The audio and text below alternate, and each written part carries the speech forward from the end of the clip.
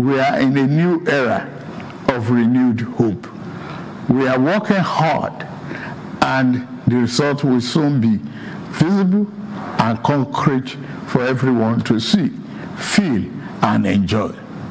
Let us work together to build a brighter future for ourselves and for generations to come. Let's choose hope over fear, unity over division, and progress over stagnation. Please, don't shut out this oxygen. Now that we have been enjoying democratic governance for 25 years, do not let the extremists of enemies of democracy use you to promote an unconstitutional agenda that will set us back on our democratic journey for the sake of now and our unborn generations. I therefore took the painful yet necessary decision to remove fuel subsidy and abolish multiple foreign exchange system, which had constituted a noose around the economic jugular of our nation and impede our economic development and progress. Breaking news.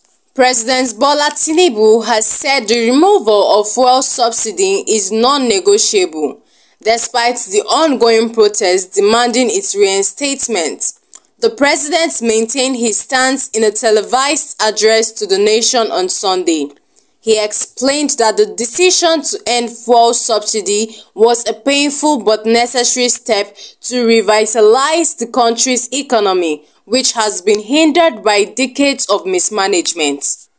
According to him, the subsidy has become a significant obstacle to economic progress, constituting a noose around the economic jugular of our nation. Tinubu assured Nigerians that law enforcement agencies would continue to protect the lives and property of innocent citizens, while also respecting and upholding their constitutional rights.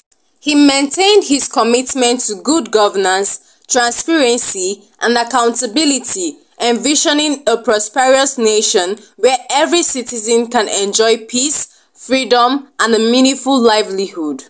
The president acknowledged the temporal hardship caused by the removal of fuel subsidy. I have heard you loud and clear. I understand the pain and the frustration that drive this protest, and I want to assure you that our government is committed to listening. He said, for decades, our economy has remained anemic and taken a dip because of many misalignments that have stunted our growth.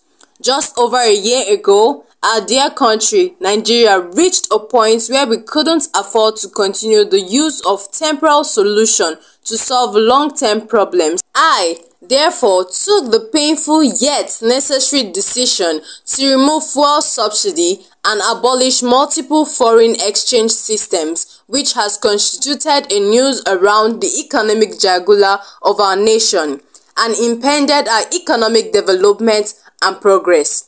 He said these actions blocked the greed and the profits that smugglers and rent seekers made. They also blocked the undue subsidy we had extended to our neighboring countries to the detriment of our people, rendering our economic prostrate.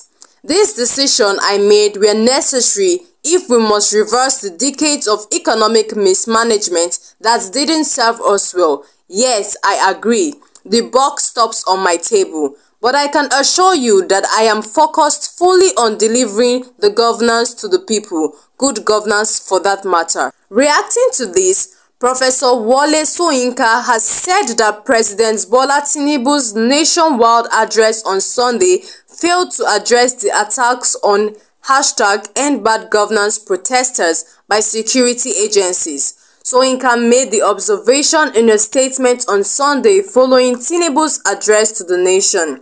The #EndBadGovernance protests continued on Sunday, marking their fourth day, as demonstrators voiced their frustration over the country's deepening economic hardship, escalating poverty, and ineffective governance.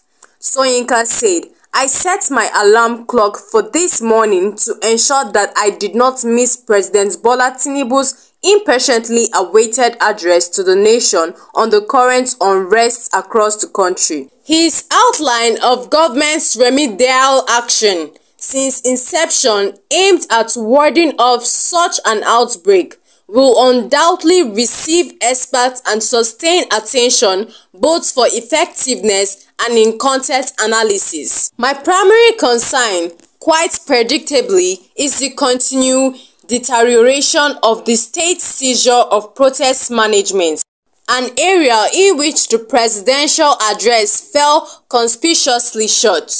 They serve as summons to governance that a breaking point has been reached and thus a testing ground for governors' awareness of public desperation.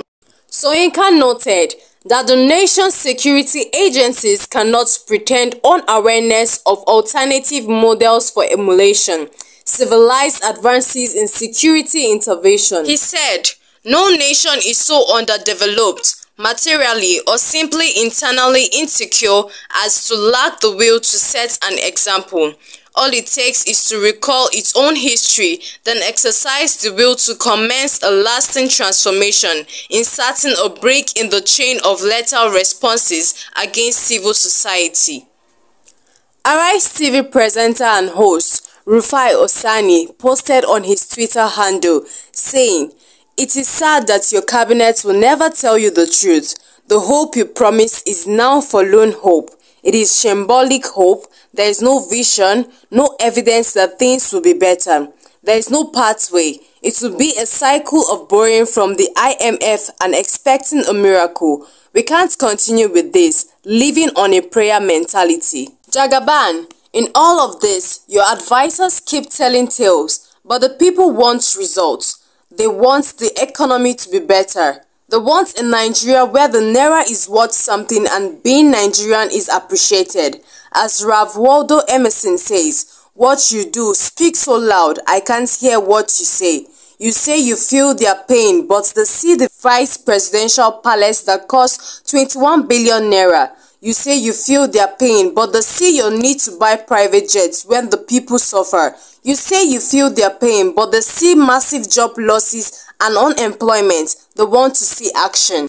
Jagaban, you said you removed subsidy, but recently in a government document, we discovered you set aside about 5 trillion to pay petrol subsidy. But what's the truth about this matter? Coupled with that, the people see crude oil theft and they want you to fix it. You must remember that you are the president and I want you to succeed, but you are not doing your best for the people to my own estimation. Well guys, that's the news for today. I saw it and I decided to share with you all. Please let me know what you think in the comment section and don't forget to pour out your opinion.